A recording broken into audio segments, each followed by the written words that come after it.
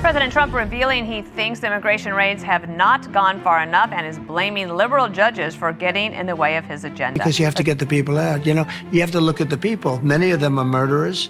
Many of them are people that were thrown out of their countries because they were, criminals. Immigration and Customs Enforcement, or ICE, arrested several people in the greater Austin area yesterday. This marks a historic moment.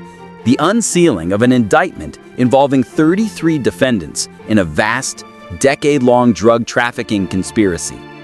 The network moved staggering quantities of fentanyl and narcotics across borders, poisoning communities and undermining public safety. Authorities discovered over $14 million in drugs and weapons, but beneath the surface, investigators uncovered something far darker. Behind it all was one of the most feared cartel queens in all of Mexico.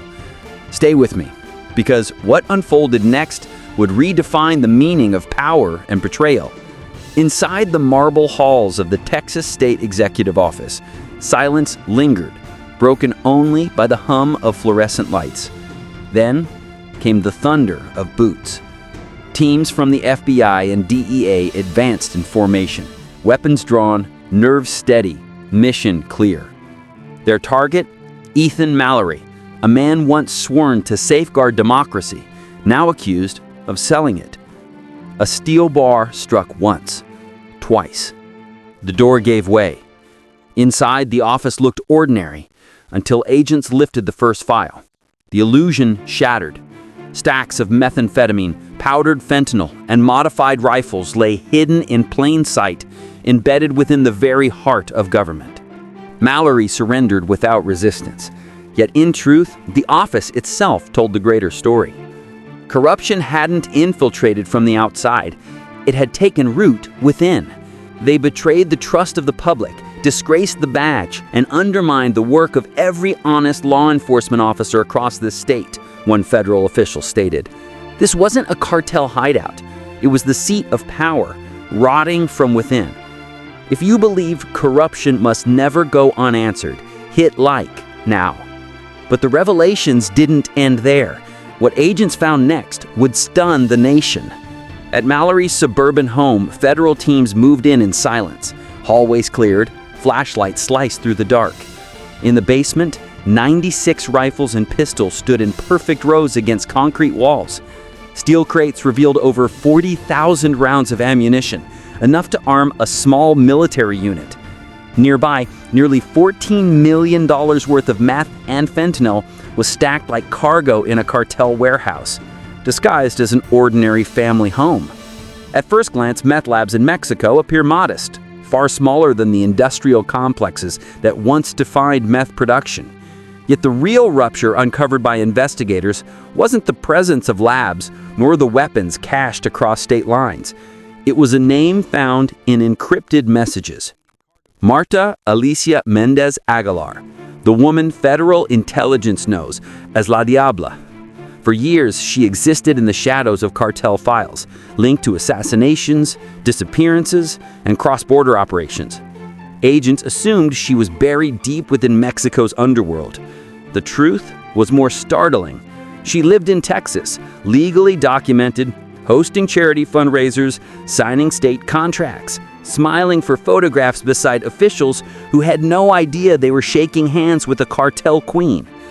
Ethan Mallory was the mechanism that made her reach possible.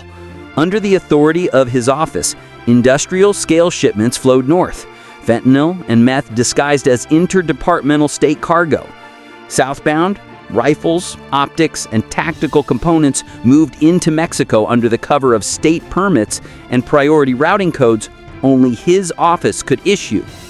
This was no longer merely drugs entering Texas. It was proof that a cartel pipeline had fused with the state logistics network, a two-way system engineered to operate without detection. If that revelation unsettles you, don't look away. If you want this story pushed further, tap like. Drop your city in the comments. We'll trace whether this route touches your town. By dawn, Ethan Mallory's arrest had escalated from a local scandal into a federal alarm. What agents found in his home did not point only to personal corruption, It mapped a distribution highway stretching across Texas, threading through multiple states and feeding a network far broader than investigators had expected. At 5:52 a.m., inside a mobile command trailer parked beside the DEA field office in San Antonio, a monitor glowed in the dim light. One operation named pulsed on the screen. Operation Iron Veil Phase 3. Primary targets, 6 counties, 4 confirmed logistics hubs, 1 objective: sever the system before it could react. The order went out. Helicopters rose into a pale, colorless morning. Rotor wash sent leaves and gravel spinning across empty lots. Armored SUVs rolled onto interstate ramps in tight, silent convoys.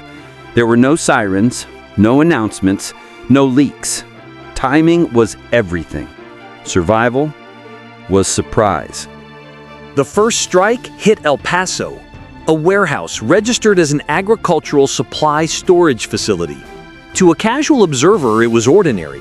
To the agents, it was the center of a hidden artery. A breach charge detonated. The door folded inward. Dawn turned to noise.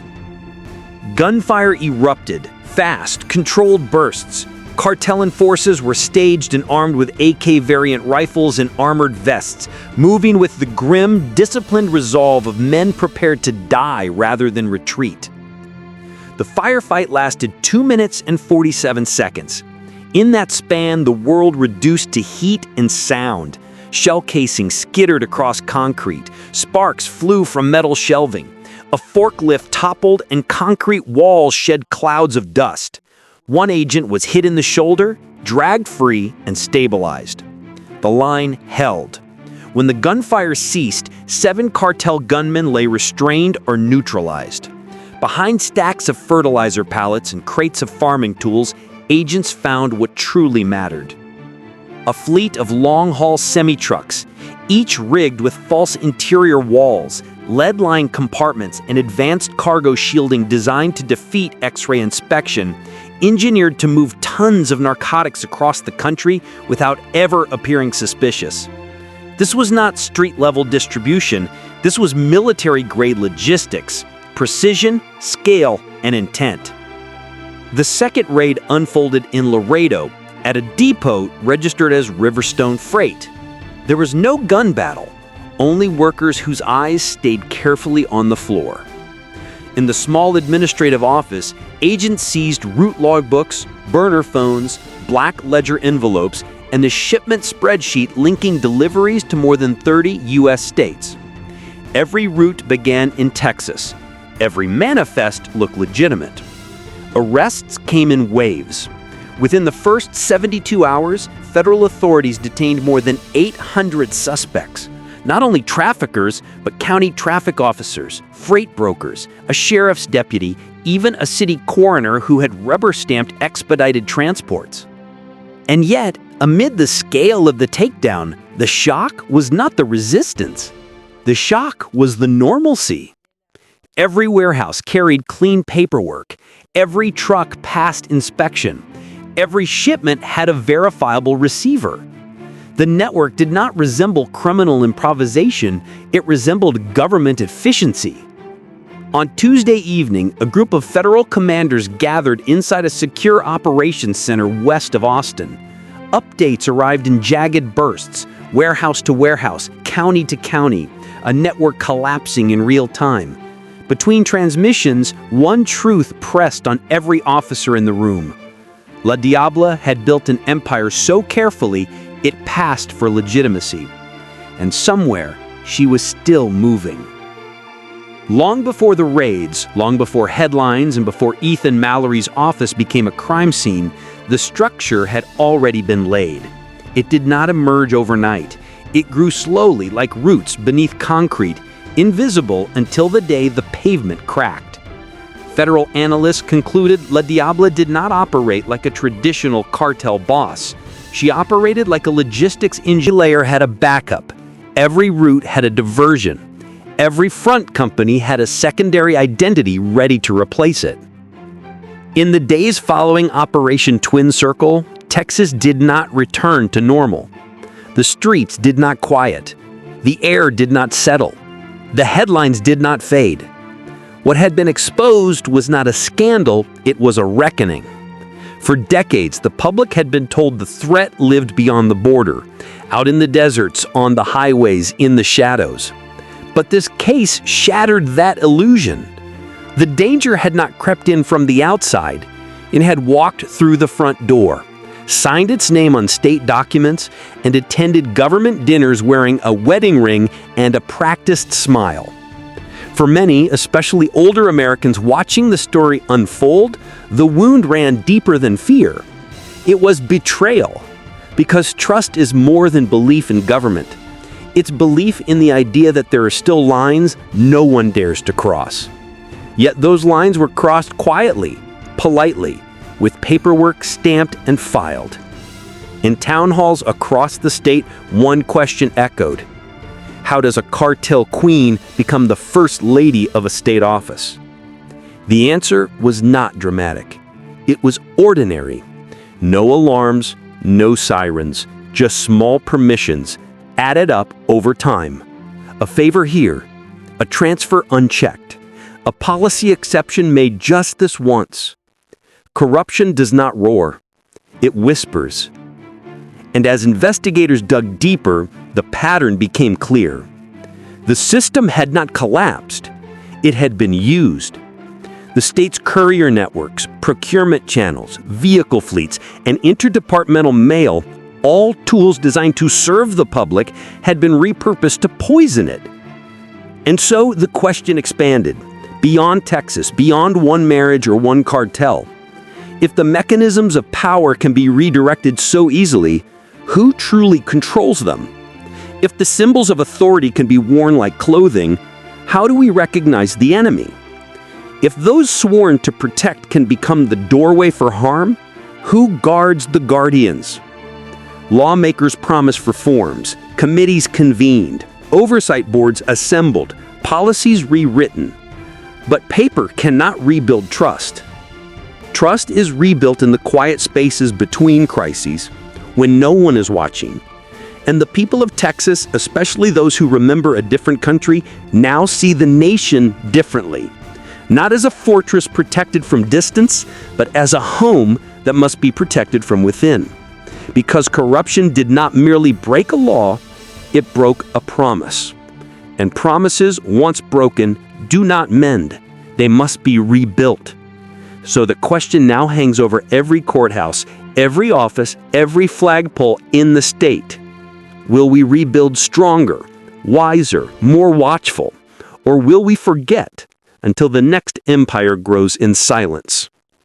The answer will not come from government officials. It will come from citizens who choose to pay attention. The story of Ethan Mallory and La Diabla is not just a case, not just a headline, not just another scandal to fade with the next news cycle.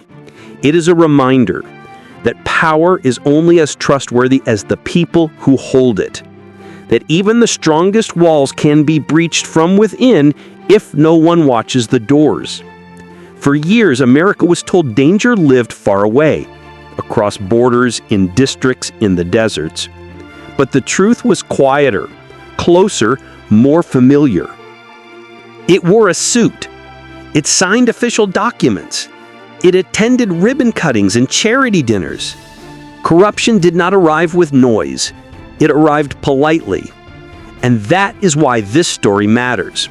Because a nation is not protected by laws alone, but by its people, by those who refuse to look away, who ask questions, who pay attention when silence would be easier.